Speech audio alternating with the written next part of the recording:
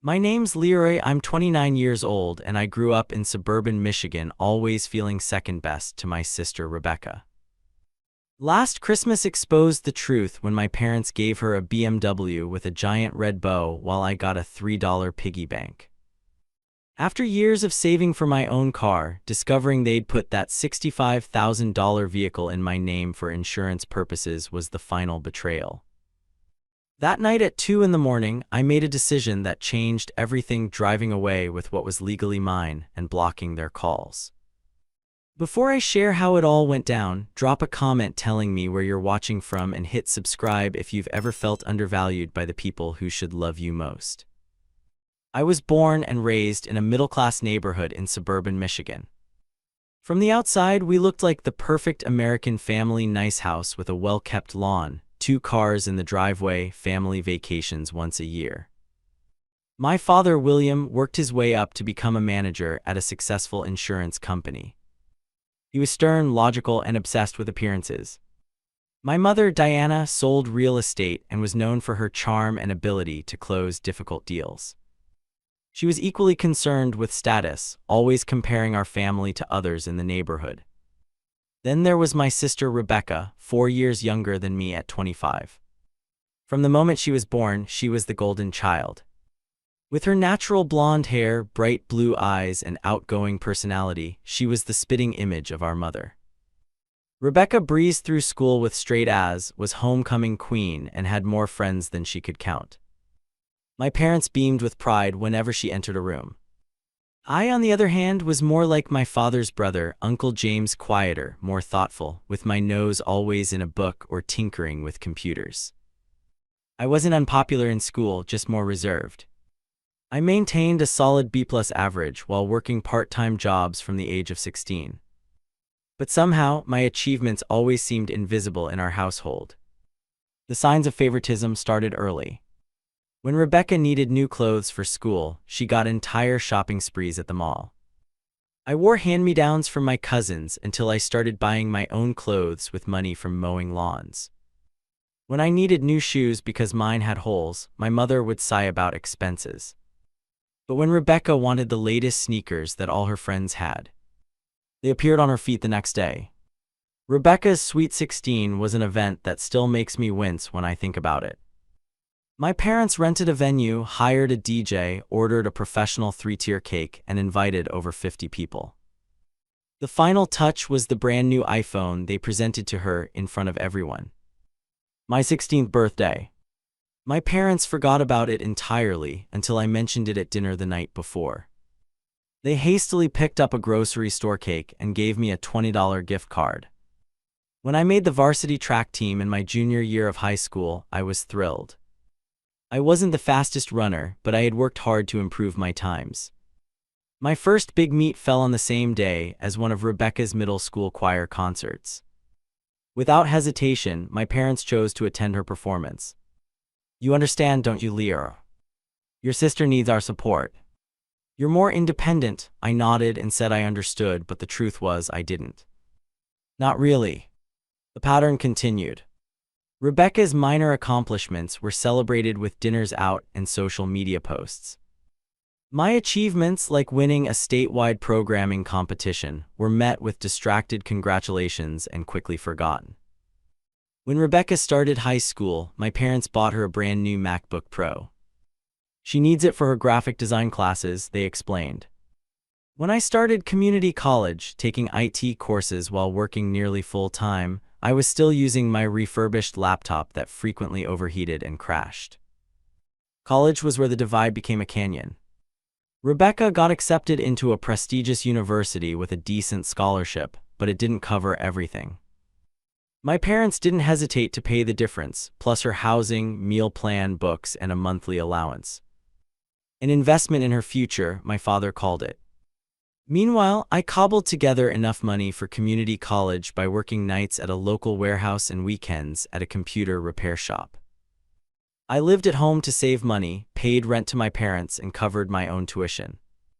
When I asked if they might help with just one semester, my father looked genuinely confused. "You're an adult now, Leo. You need to learn to stand on your own 2 feet." I wanted to point out the hypocrisy. Rebecca was an adult too, but I'd learned that bringing up the unequal treatment only led to arguments. Instead, I buckled down and worked harder. After 2 years at community college, I transferred to a state university to complete my bachelor's degree in information technology. By then, I was working 3 jobs and taking out small student loans.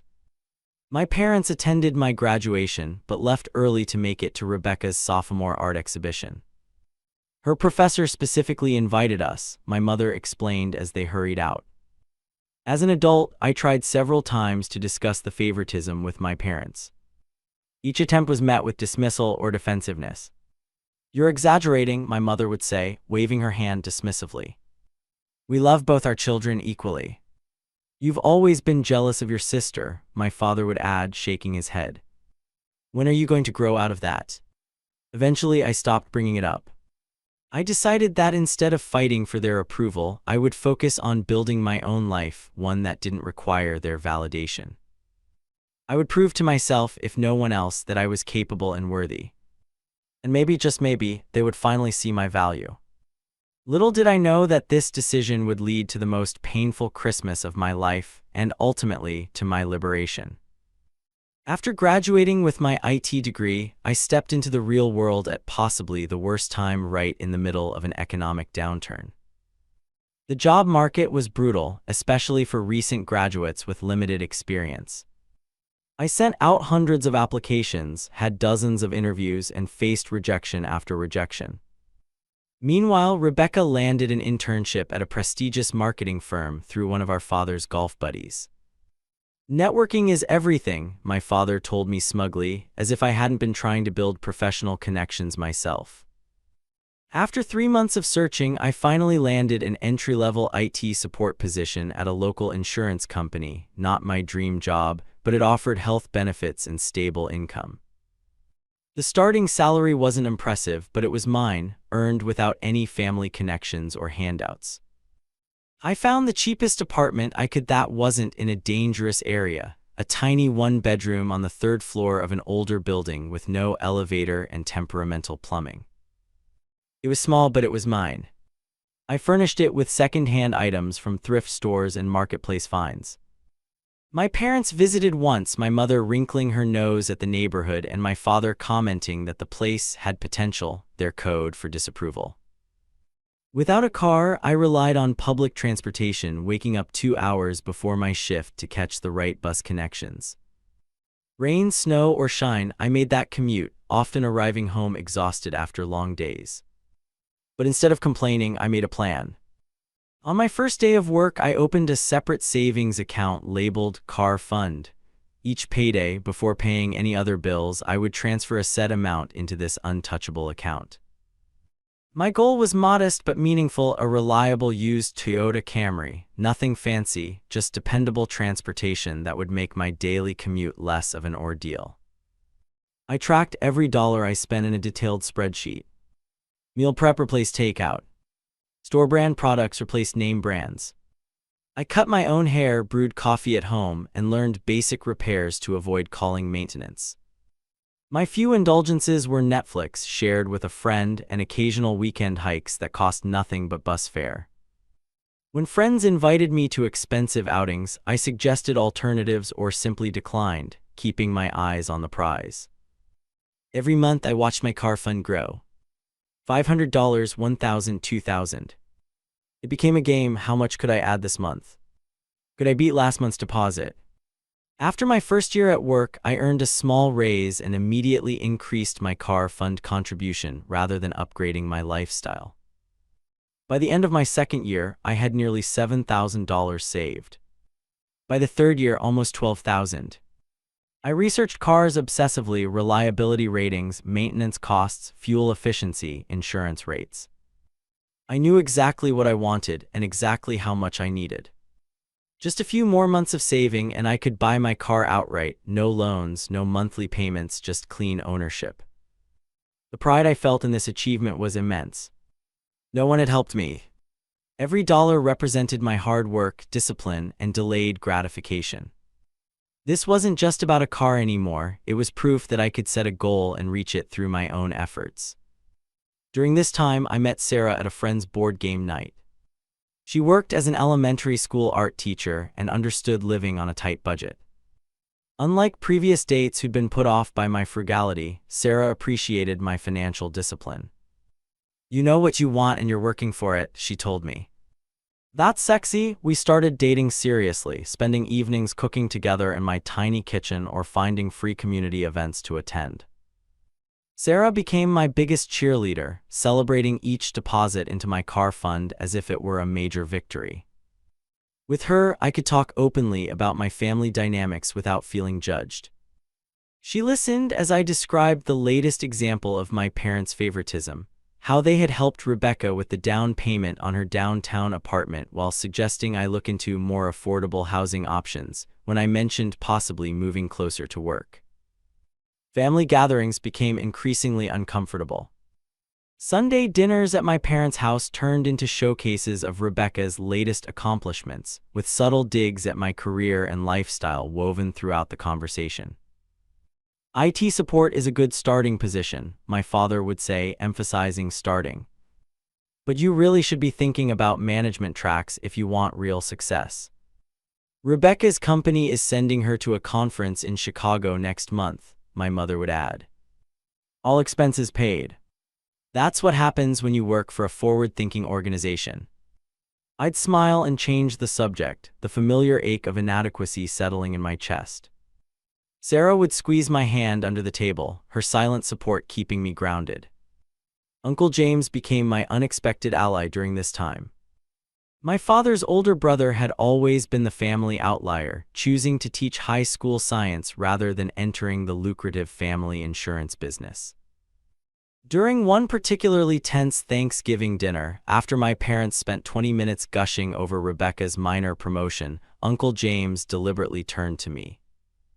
"How's that certification program going, Lear? The one you're doing on top of your full-time job?" The table fell momentarily silent. No one had asked about my professional development in years. "It's going well," I said, surprised. "I'm halfway through and maintaining a perfect score so far." Uncle James nodded appreciatively. "Not easy to work full-time and study. Shows real commitment." I saw something flash across my father's face. Was it guilt? Surprise? Whatever it was, it disappeared quickly as he changed the subject back to Rebecca's accomplishments. After dinner, Uncle James pulled me aside. "Your parents don't see it yet, but what you're building, independence, self-reliance, discipline, those things matter more than flashy job titles or downtown apartments. Keep going, nephew. I see you." Those words sustained me through months of continued invisibility in my family. As Christmas approached, I debated skipping the holiday entirely. The previous Thanksgiving had been particularly painful, with Rebecca announcing her relationship with Connor, an investment banker who my parents immediately adored. The entire meal had revolved around their relationship, Connor's family connections, and not-so-subtle hints about marriage prospects. But something in me still hoped for recognition, for some sign that my parents valued me too. So when the invitation came for Christmas Eve and Christmas Day celebrations, I accepted, ignoring Sarah's concerned expression. "Are you sure?" she asked. "You always come back from family events feeling terrible." "It's Christmas," I said, attempting a smile. "Maybe things will be different this year." I couldn't have known how right I was, though not in the way I had hoped. I arrived at my parents' suburban home on Christmas Eve, my trunk filled with modestly wrapped gifts purchased within my tight budget. I'd spent weeks searching for thoughtful presents that wouldn't break the bank, a vintage brooch for my mother that matched one she'd lost years ago, a rare first-edition fishing guide for my father, and a set of professional-grade drawing pencils for Rebecca, who had recently mentioned getting back into sketching. The house looked like something from a holiday catalog, perfect white lights outlining the roof, a designer wreath on the door, and the faint sound of Christmas classics playing as I approached. Taking a deep breath, I rang the doorbell instead of using my old key, already feeling like more of a visitor than family. My mother answered, martini in hand. "Leroy. Finally. Everyone's already here." She offered a quick cheek kiss before turning back toward the living room, leaving me to carry my bags and gifts inside unassisted. The living room was filled with extended family aunts, uncles, cousins I hadn't seen in months. Most offered distracted greetings, already deep in conversation. Uncle James was the only one who stood to give me a proper hug. "Good to see you, Leora. How's that car fund coming along?" Before I could answer, the front door burst open again. Rebecca made her entrance, looking like she'd stepped out of a winter fashion magazine in an expensive wool coat. Behind her stood Connor, tall and confident in what I immediately recognized as a designer suit, carrying what appeared to be professionally wrapped gifts. "The party can start now," Rebecca announced with a laugh. My parents rushed to greet them, taking their coats, offering drinks, exclaiming over Rebecca's new haircut and Connor's recent promotion. Within minutes, Rebecca was holding court in the center of the living room, describing her company's holiday party at a rooftop venue downtown, while my parents beamed proudly. Dinner was an elaborate affair with my mother's best china and crystal, courses perfectly timed and presented. I tried twice to mention my recent promotion to IT specialist, but each attempt was drowned out by Rebecca's louder stories or my mother's interruptions to offer more food. "Leroy, pass the potatoes to your sister," she'd say, cutting me off mid-sentence. Or my father would redirect. "That reminds me, Connor, how's that market analysis coming along?" By dessert, I'd fallen silent, observing the family dynamics from what felt like a great distance. Uncle James caught my eye occasionally, his expression sympathetic. I went to bed in my old room, now converted to a generic guest room with all traces of my childhood removed, hoping that Christmas Day might somehow be different. I woke early on Christmas morning to the smell of coffee and cinnamon rolls. For a moment, lying in bed, I felt a flicker of childlike excitement. Christmas had always been magically fair in my childhood memories, before I recognized the pattern of favoritism. Each year, despite the everyday inequities, Christmas gifts had seemed relatively equal. Perhaps today would recapture that feeling. By 9 o'clock, everyone was gathered around the massive Christmas tree in the living room. My father played Santa as usual, distributing gifts with theatrical flourish. Rebecca received a steady stream of expensive presents, designer clothes, a set of high-end headphones, a new iPad, and jewelry that made the female relatives gasp appreciatively. Connor was included with gifts of expensive scotch and golf accessories, despite this being his first Christmas with the family. My pile was noticeably smaller. I unwrapped practical items, dress socks, a cologne set clearly purchased from the clearance section, a generic planner for the coming year, and a gift card to a fast food restaurant with $25 loaded on it. I thanked my parents politely for each item, ignoring the stark contrast between my gifts and Rebecca's growing mound of luxury items. Just when I thought the gift exchange was complete, my father stood up with a dramatic gesture. "We've saved the best for last," he announced, looking at Rebecca. "Honey, your mother and I are so proud of everything you've accomplished this year. Your promotion, your volunteer work, and now your wonderful relationship with Connor. We wanted to do something special to show you how much we value you." My stomach tightened as my father handed Rebecca a small box. Inside was a key with the BMW logo. Rebecca's scream of delight hurt my ears. "No way. No way," she shrieked, jumping up and down. "It's waiting outside," my mother said, beaming. "Let's all go look." The entire family bundled up and filed outside to the driveway, where a brand new white BMW sedan sat with an enormous red bow on top. Even I had to admit it was beautiful, and I knew enough about cars to recognize this was the 3 Series, starting at around $65,000. Rebecca circled the car in disbelief, Connor at her side looking impressed. My parents stood arm in arm, accepting congratulations from relatives on their generosity. Uncle James stayed back on the porch with me, his expression unreadable. "That's quite a gift," he murmured. "Yeah," I managed, fighting the hollow feeling expanding in my chest. I wasn't expecting anything close to a luxury vehicle, but the disparity was still shocking. After everyone had admired the BMW and returned inside to warm up, my father clinked his glass for attention. "We haven't forgotten about our Leary, of course," he said with a smile that didn't reach his eyes. My mother stepped forward with a small, unwrapped package that she placed in my hands. It was a child's piggy bank made of cheap plastic with "Avang are important" printed on the side in cartoonish letters. When I turned it over, I saw the price sticker they hadn't bothered to remove. $2.99. "We know you've been saving for a car," my mother said in a tone one might use with a slow child. "We thought this might help you learn to save more efficiently." The room fell awkwardly silent for a moment before someone, I think it was my Aunt Helen, forced a laugh and others joined in. I stood there holding the piggy bank, my face burning with humiliation. "Thanks," I said flatly. "Very thoughtful." Rebecca was too engrossed in showing off her new car's features on her phone to notice the uncomfortable exchange. My parents quickly moved the gathering toward breakfast, and the moment passed for everyone except me.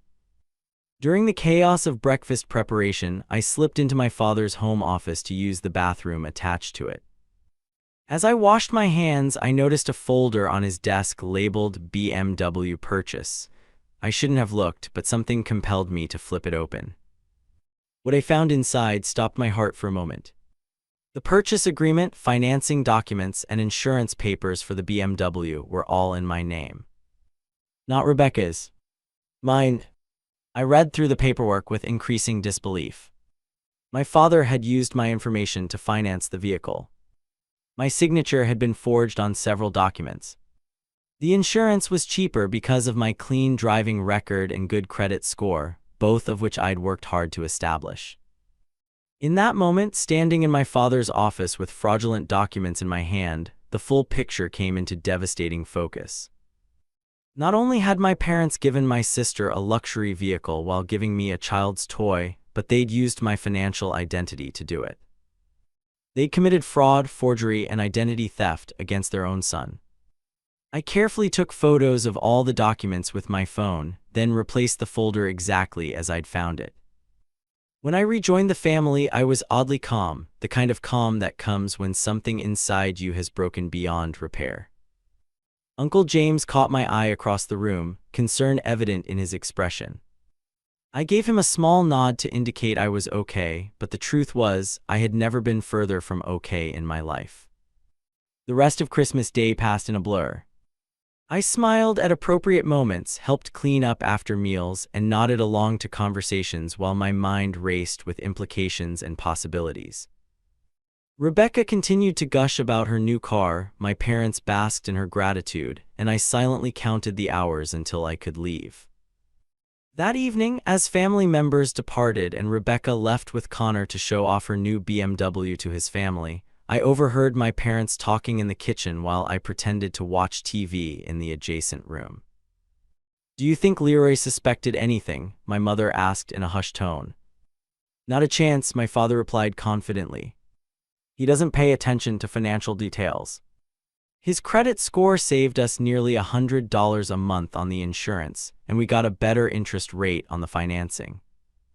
"But is it legal?" My mother sounded slightly concerned. "It's family," my father dismissed. "Besides, it's not like he'll ever know.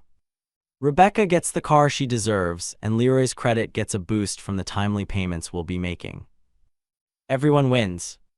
"I suppose," my mother said. "I just wish he'd try harder, you know. Rebecca makes it so easy to be proud of her." Their words confirmed what the documents had revealed.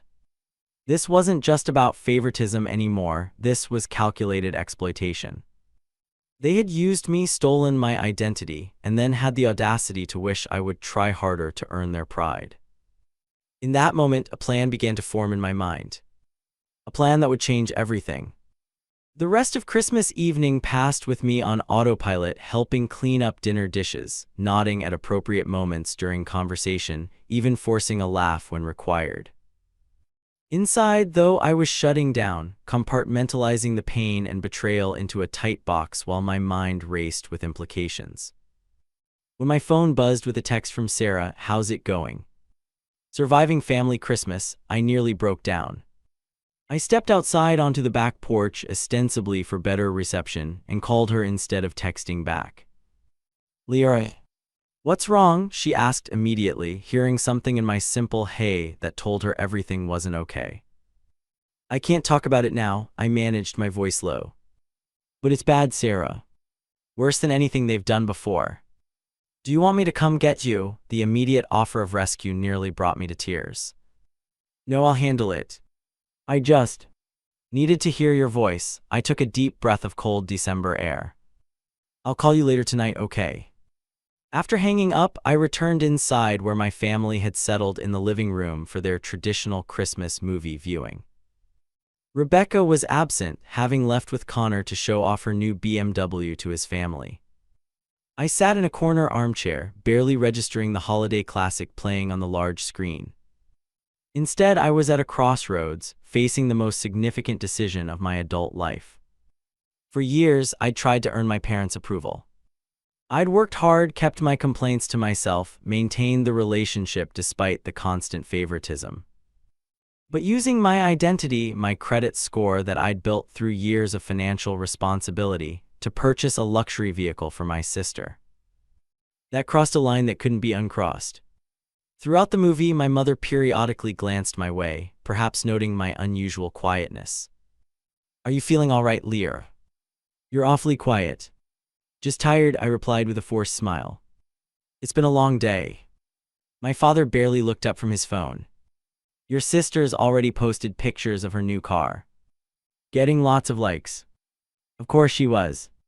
When the movie ended, I volunteered to help with final kitchen cleanup, methodically drying dishes while my mother washed, both of us working in silence. When she finally spoke, I expected perhaps an explanation or even an apology. Instead, Rebecca's so thrilled with her gift. Your father and I always wanted to make special memories for you children at Christmas. The casual cruelty of this statement, spoken while I was holding a dish towel and still reeling from discovering their fraud, was staggering. Did she truly not see the disparity? The injustice? Or did she simply not care? You certainly made memories, I replied neutrally, placing the last dried plate in the cabinet. Everyone retired early, exhausted from the day's festivities. I lay awake in the guest room, my childhood bedroom now stripped of any evidence I'd ever lived there, staring at the ceiling. The piggy bank sat on the nightstand, its cartoonish design almost mocking in the dim light. Around midnight, I opened my banking app and looked at my car savings account. $11,872.14. Nearly 3 years of sacrifice and discipline. I'd been just a few months away from having enough for the modest used Toyota I'd researched so carefully. A text from Rebecca popped up on my screen, a photo of her posing beside the BMW with the caption "Best Christmas ever. Mom and Dad are amazing." Something hardened inside me. I got out of bed silently and crept down the hall to my father's home office. The house security system panel was in there. I'd need to disarm it before executing what I was now planning. I knew the code. It hadn't changed since my childhood. The BMW folder was still on his desk where I'd seen it earlier. I took it and reviewed the documents again, confirming what I already knew: the car was legally registered in my name. The insurance was in my name. The loan was in my name. By law, the BMW was mine. I sat in my father's office chair for nearly an hour, contemplating the magnitude of what I was considering. Was taking the car justified? They had committed fraud. They had stolen my identity. They had used me while continuing to treat me as less valuable than my sister. But still, they were my parents. In the end, what decided me was remembering my father's dismissive words. It's not like he'll ever know. They had counted on my continued ignorance and compliance. They had expected me to keep accepting scraps while they lavished Rebecca with luxury. They didn't just think I deserved less, they thought I deserved nothing. My decision made, I carefully packed my few belongings and the Christmas gifts I'd received. I wrote a brief note on my father's company letterhead. The BMW is legally registered in my name. I've decided to keep what's mine for once. Leroy. I left the note on my pillow along with the piggy bank. Then I disabled the home security system, took the BMW keys from the decorative bowl where Rebecca had proudly placed them earlier, and silently left the house. The BMW was parked in the driveway, moonlight gleaming off its pristine white surface. The giant red bow had been removed, but a smaller one still adorned the dashboard. I placed my bag in the trunk, taking care to close it quietly. I didn't start the car immediately, instead rolling it backward down the slight incline of the driveway. Only when I was several houses away did I start the engine, its expensive purr cutting through the silent night. As I drove away from my childhood home at 2 in the morning, I experienced a storm of emotions: guilt for taking such drastic action, fear of the consequences, anger that they had pushed me to this point, and beneath it all, a surprising sense of liberation. I pulled over a few blocks away and blocked both my parents' numbers on my phone, then did the same with Rebecca's. With shaking hands, I texted Sarah. "Something happened. Coming to your place. We'll explain everything." Then I pointed the BMW toward the highway and didn't look back. Dawn was breaking as I pulled into the parking lot of Sarah's apartment building. The BMW handled beautifully, I had to admit, smooth, responsive, with that subtle engine hum that screamed luxury. Under any other circumstances, driving such a car would have been a pleasure. Instead, each mile had been accompanied by a growing knot of anxiety in my stomach. Sarah was waiting at her door, hair disheveled from sleep but eyes alert with concern. She took one look at me emerging from the white BMW, and her jaw dropped. "Leary, what the hell? Whose car is that?" "Technically mine." I followed her inside and collapsed onto her couch, the adrenaline of the night finally wearing off. Over strong coffee, I explained everything: the Christmas disaster, the piggy bank, finding the documents in my father's office, and my impulsive 2 a.m. departure. Sarah listened without interruption, her expression shifting from shock to outrage. When I finished, she shook her head slowly. "They committed fraud. Actual legal fraud." "I know. And identity theft." "I know that too." "Against their own son." Sarah's voice cracked slightly. She reached for my hand across the table. "Leary, I knew your parents played favorites, but this is criminal. Literally criminal." I nodded, the reality of my situation sinking in further. "I don't know what happens next. I just knew I couldn't stay there pretending everything was normal." By mid-morning, my phone was exploding with notifications despite the blocks I'd placed on my immediate family. They were calling and texting from different numbers, reaching out through social media, even emailing my work account. I read a few messages before stopping. "Where are you and where is the car, Dad? This isn't funny, Leary. Come home now, Mom. You stole my car, you psycho, Rebecca." I turned off notifications and focused on figuring out my next steps with Sarah. By noon, her phone started ringing. My parents had begun contacting her. "Don't answer," I said quickly. "They'll just try to use you to get to me." But the situation escalated when Sarah's building security called her apartment. "Ms. Kelly, there's a couple here insisting they need to speak with you. They say it's a family emergency regarding your boyfriend." My parents had tracked down Sarah's address, likely from previous family gatherings where I'd mentioned where she lived. Sarah told security not to let them up, but agreed to meet them in the parking lot. I watched from her third-floor window as she confronted my parents beside their second car. Even from a distance, I could see my father's red face as he gestured angrily. My mother appeared to be crying, dabbing at her eyes dramatically with a tissue. Sarah stood her ground, arms crossed, occasionally shaking her head. After about 10 minutes, she returned to the apartment. "Well, that was pleasant," she said sarcastically, sinking into a chair. "Your father threatened to report the car stolen. Your mother kept saying you're having some kind of breakdown and need professional help. They want you to bring the car back immediately and discuss this like adults." "Did you tell them I know about the fraud?" "I did." Sarah's expression was grim. "Your father denied everything at first, then tried to justify it, said it was just a family arrangement and none of my business. When I mentioned that identity theft is a felony, he changed tactics and claimed you had verbally agreed to it." "That's a lie," I said flatly. "They never mentioned anything about putting the car in my name." Sarah squeezed my hand. "I know. I told them they needed to leave before I called the police myself." The threats continued throughout the day. My father left voicemails on my work phone. "Return the car immediately or we'll report it stolen." Don't test me on this, Leary. By evening, I was feeling overwhelmed and uncertain. Sarah suggested I consult a legal professional before taking any further action. Fortunately, her cousin Maya worked as a paralegal at a law firm specializing in financial crimes. Maya arrived at Sarah's apartment that evening, professional and focused despite the unusual circumstances. She reviewed the photos I'd taken of the documents and asked pointed questions about the situation. Based on what you've shown me, she concluded, the vehicle is legally registered in your name. Your signature appears to have been forged on several documents, which constitutes fraud, but ironically, that doesn't change the legal ownership of the vehicle. According to state law, you are the owner. So they can't report it stolen, I asked. They can try, Maya said with a grim smile, but when the police see the registration and title are in your name, they'll dismiss it as a civil matter. Your parents would have to sue you to get the car back, and that would require them to explain in court why they put a vehicle in your name without your knowledge or consent.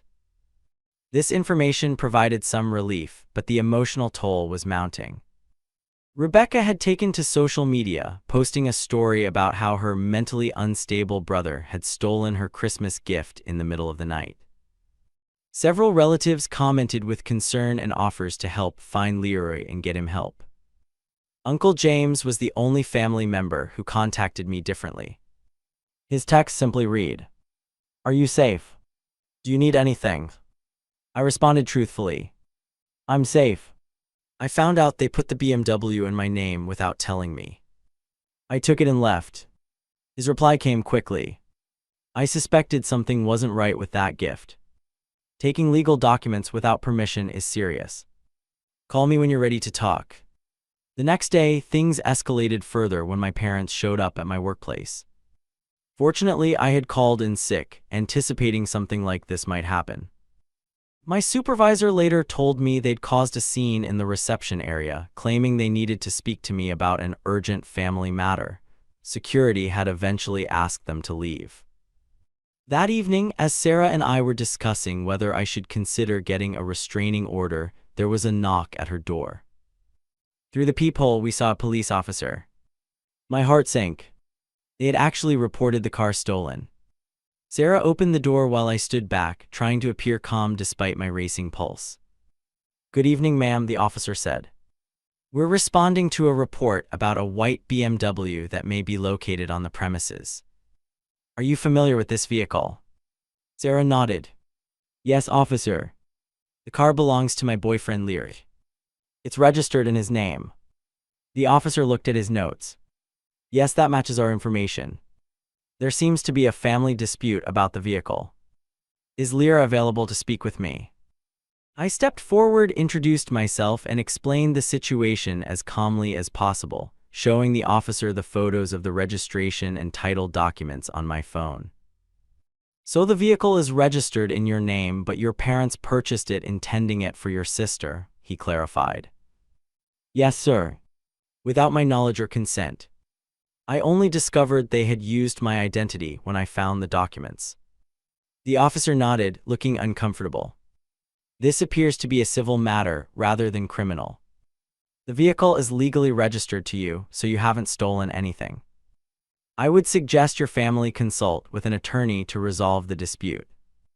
After the officer left, I sat on Sarah's couch feeling oddly hollow. The validation that I was legally in the right didn't erase the pain of knowing my parents had tried to have me arrested. The following weeks brought more attempts at manipulation. My parents contacted mutual friends, former classmates, and even distant relatives, spreading their version of events. That I was experiencing some kind of breakdown, that I'd stolen Rebecca's gift out of jealousy, that they were worried sick about my mental state. Some people believed them. I received concerned messages asking if I was okay, if I needed help, offering to mediate my return to the family fold. Others who had witnessed the years of favoritism were more skeptical of my parents' narrative. I changed my phone number and created new email addresses. I deactivated my social media accounts temporarily to escape the constant messages. Sarah became my gatekeeper, screening communications and protecting me from the worst of the onslaught.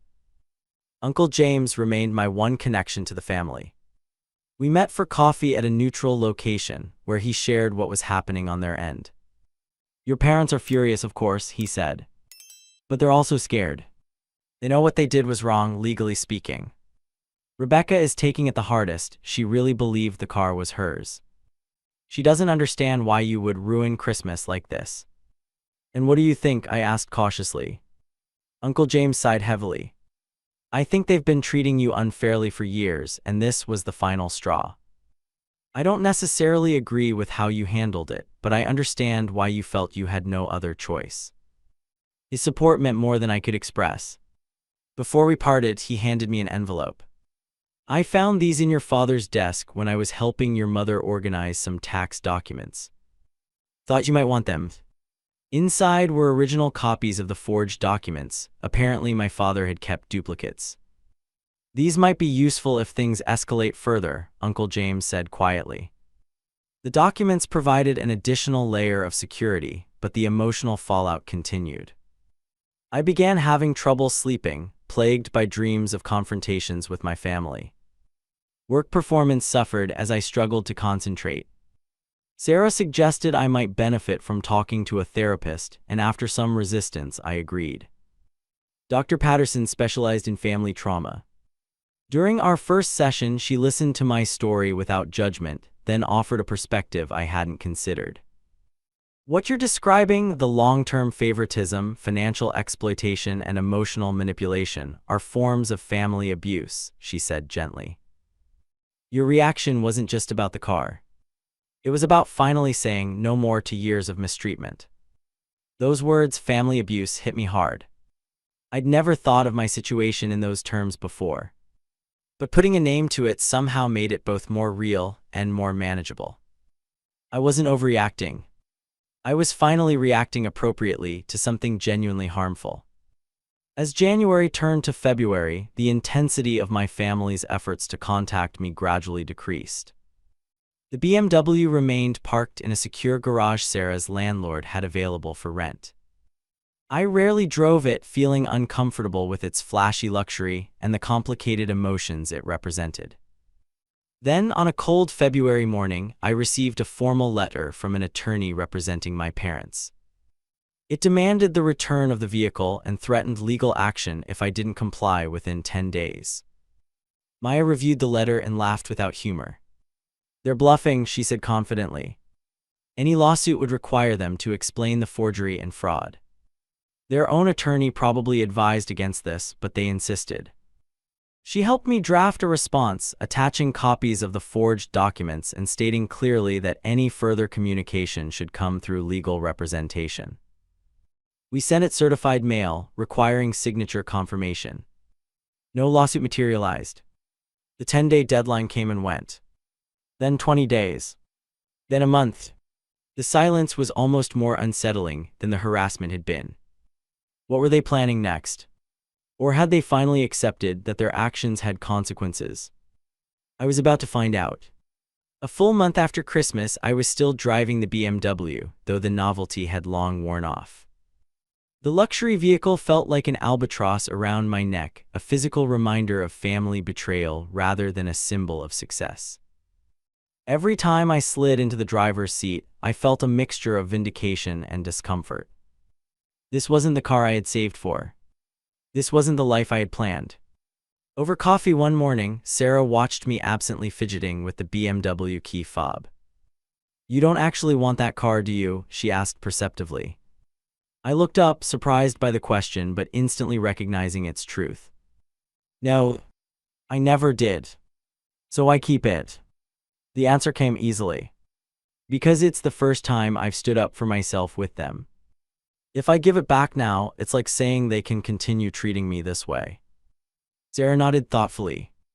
"What if there was a third option? Not keeping it and not returning it to them?" That conversation sparked a solution. I hadn't considered selling the BMW.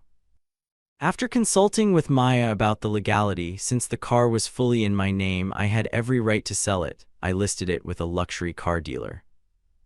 Within 2 weeks, I had a buyer willing to pay $58,000, a small depreciation from the new price, but still substantial. On the day I signed over the BMW to its new owner, I felt an enormous weight lift from my shoulders. The check in my hand represented not just money but freedom from the physical reminder of my family's betrayal, freedom to make my own choices. The first thing I did was visit a used car dealership and purchase a reliable Toyota Camry for $14,000, the car I had been saving for all along.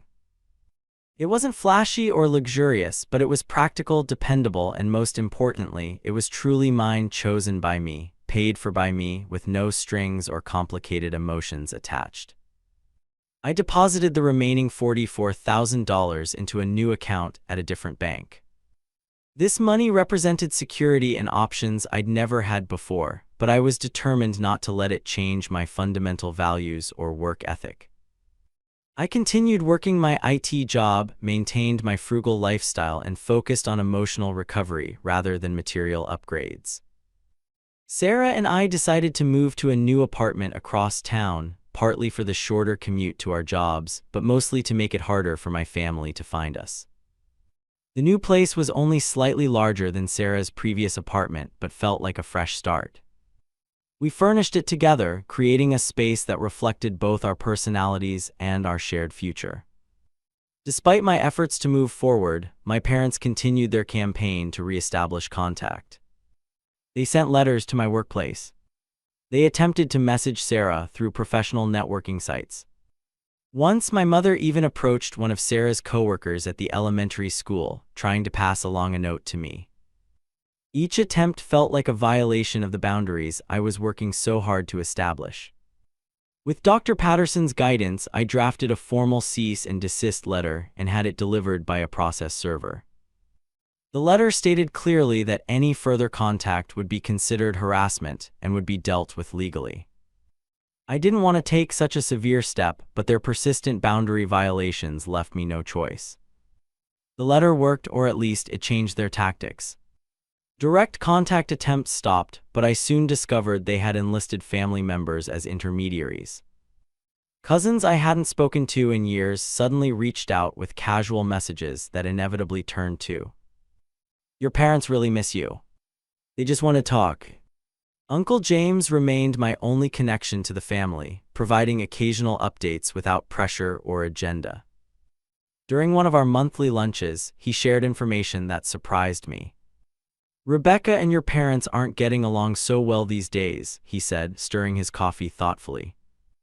"Without you there as the one they compared her to, they've started finding fault with her choices. Her boyfriend Connor isn't ambitious enough now.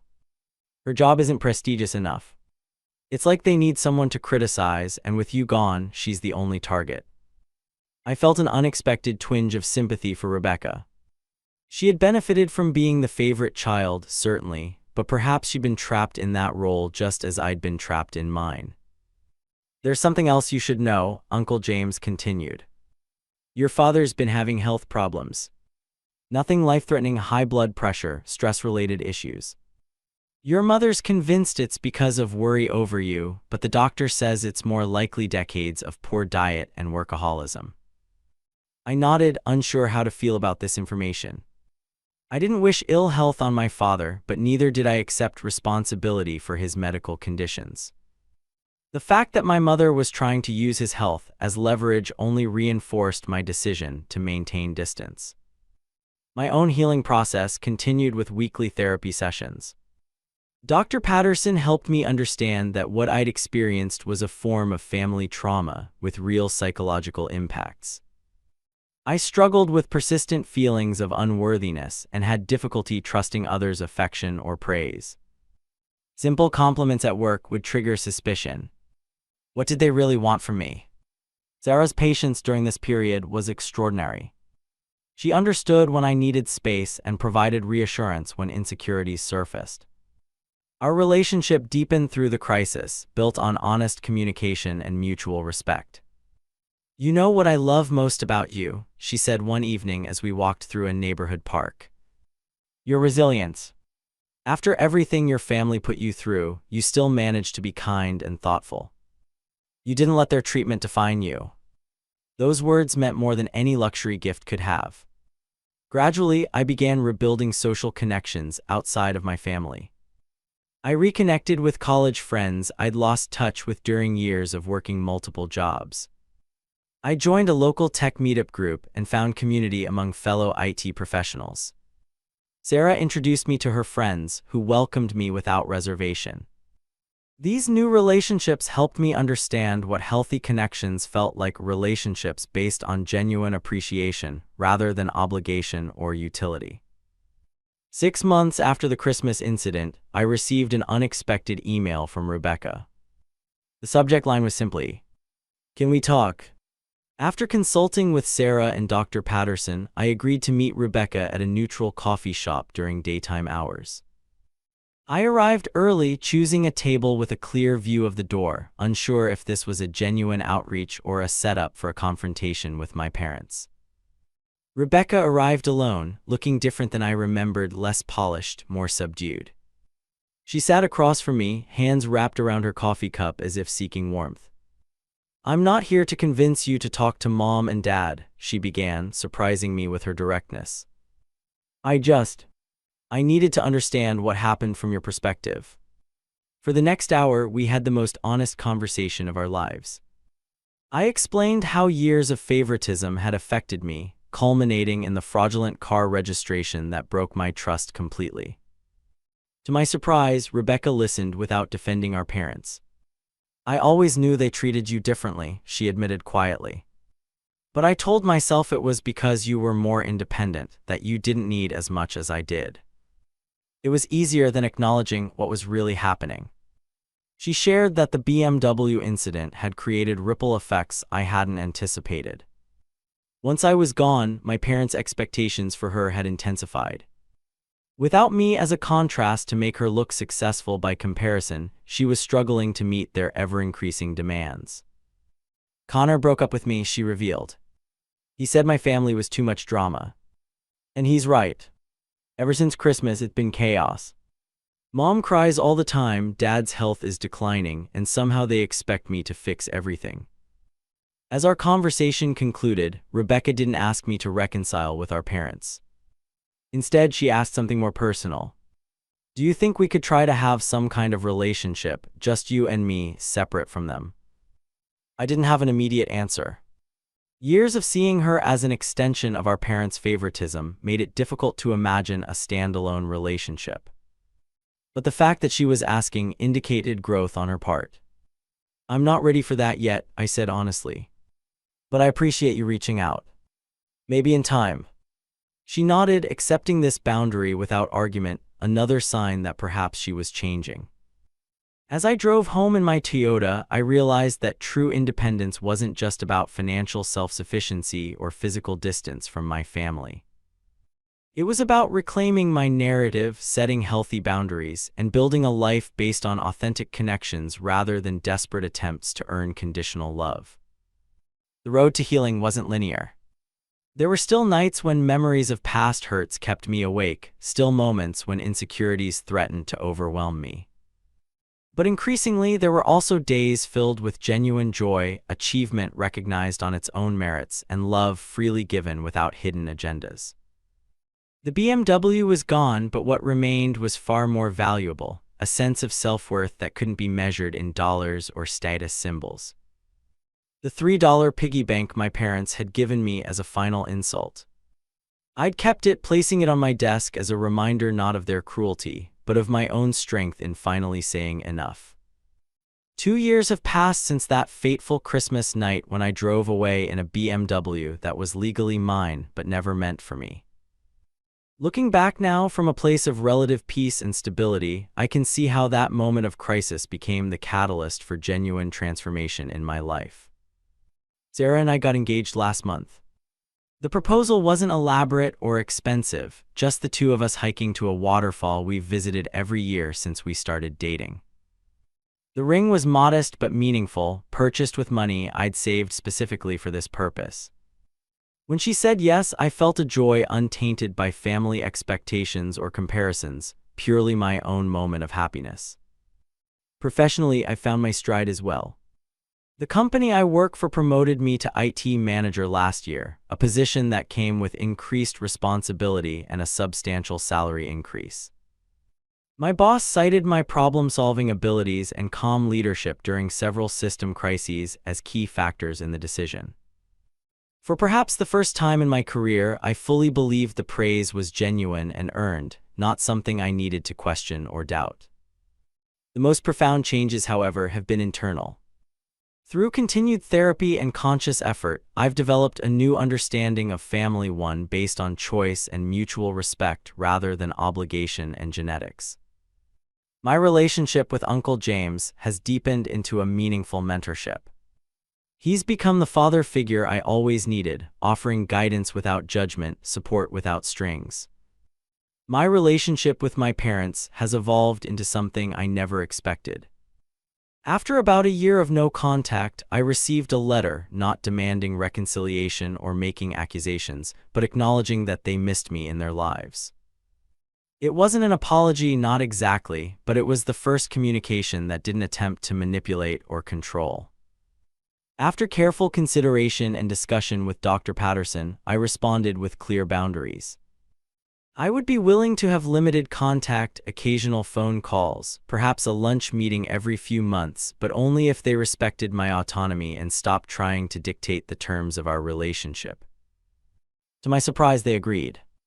Our interactions now are cautious and sometimes awkward, but free from the toxic patterns that defined our relationship for decades. My father, perhaps softened by his health scare, occasionally asks about my work with what seems like genuine interest. My mother still struggles to refrain from making comparisons or offering unsolicited advice, but catches herself more quickly when she slips into old habits. I harbor no illusions that they've fundamentally changed their perspective or fully recognized the damage their favoritism caused. But they've accepted that they can either have a limited relationship with me on my terms or no relationship at all. Their choice to adapt represents a shift in power dynamics that would have been unimaginable before the BMW incident. Rebecca and I have established a tentative, arm's-length relationship. We text occasionally and have met for coffee twice. There's too much history for us to ever be close in a conventional sibling sense, but we've found a way to interact that acknowledges our shared experiences without rehashing old wounds. Interestingly, her own relationship with our parents underwent significant changes after I left. Without me as the designated underachiever, Rebecca began to feel the full weight of their expectations and conditional approval. This past year, after the birth of her daughter, she established her own boundaries with them, not as dramatic as my departure, but meaningful nonetheless. I understand now, she told me during our last meeting. Not completely, because no one can fully understand someone else's experience. But I get glimpses now of what it must have been like for you growing up. Especially now that I'm terrified of accidentally doing the same thing to my daughter.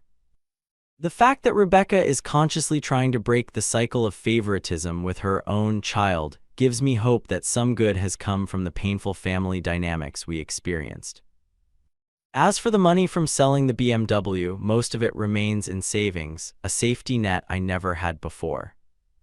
I used a small portion to pay off my remaining student loans and to fund a certification program that helped secure my promotion.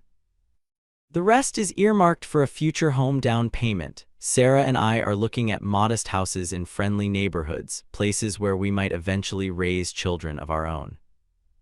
The lessons I've learned through this journey have been hard-won but invaluable. First, self-worth isn't determined by others' validation.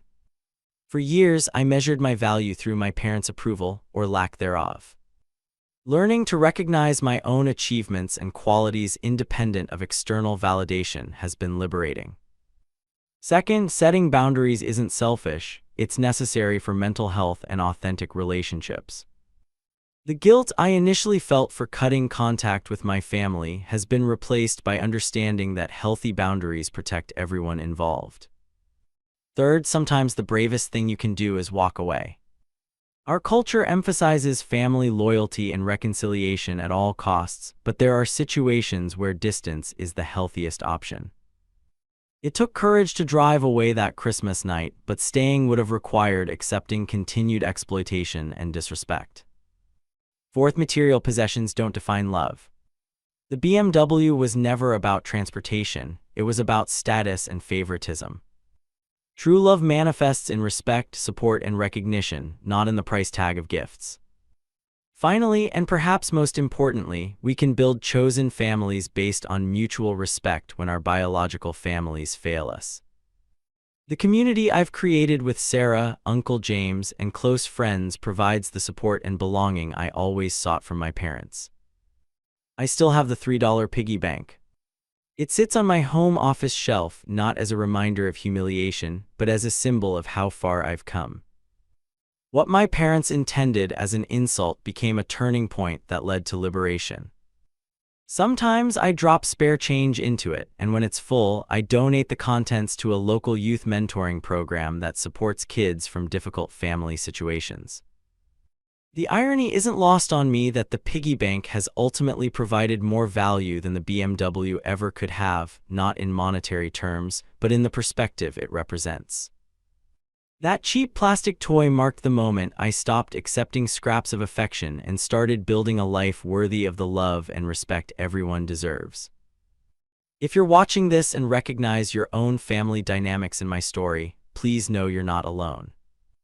Breaking free from toxic patterns isn't easy, but it is possible. Your worth isn't determined by how your family treats you. Sometimes the family you choose becomes more important than the family you were born into. I'd love to hear your thoughts in the comments below. Have you experienced family favoritism? How did you handle it? Did you find ways to establish healthy boundaries? Every story shared helps someone else feel less alone in their struggles. If this story resonated with you, please hit the like button, subscribe to the channel, and share with someone who might need to hear that it's okay to prioritize their own well-being. Thank you for listening to my journey from that $3 piggy bank to the life of authentic value I'm building today.